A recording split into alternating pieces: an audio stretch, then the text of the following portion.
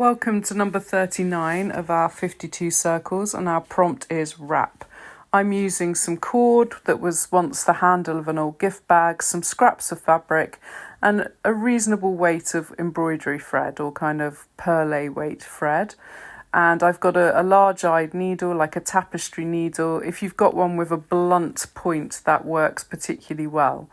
Start by cutting your old fabric into strips ready for wrapping around your cord, and then thread your needle with a decent length of embroidery thread.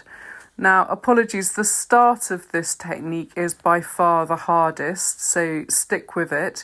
You've got to carefully wrap the end of your cord, just about 5-6 centimeters worth, with your scrap fabric, and then tightly coil a spiral to start you off. You can see I use a clip to hold mine in place, but you could use a clothes peg, that would work just as well.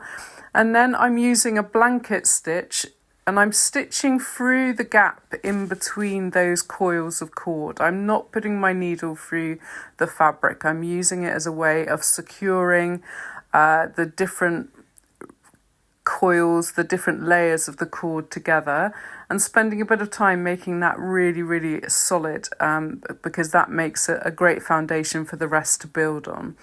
Then a little bit at a time, you just keep adding your wraps of fabric, thinking about the colours that you're adding and how that's working with your chosen embroidery thread, and trying to keep your blanket stitches fairly even as you go round. Now, as you start to work around the outer coils, you can make your blanket stitch by going through the thread of the blanket stitch on the coil inside the one that you are currently working on. So you're building up in concentric circles. I should credit my friend Sue, who taught me how to do this, but also apologise to her because Sue's are beautifully neat and precise, and this is a very, very scruffy example. But I quite like the rough textures of the frayed edges of the fabric and making those a feature.